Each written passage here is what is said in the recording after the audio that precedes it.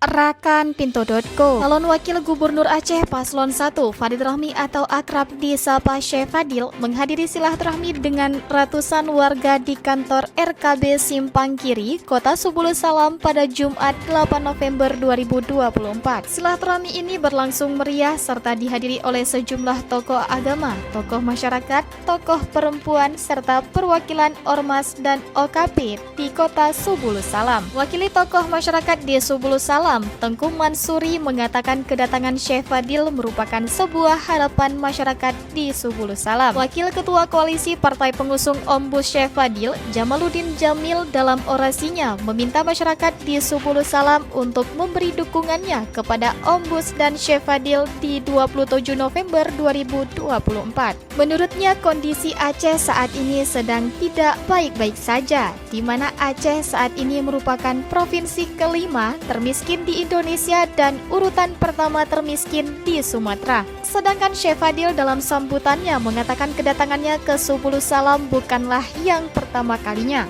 Syekh Fadil berharap masyarakat Subulu Salam dapat menjatuhkan pilihan ke paslon 1 di hari pemungutan suara nanti.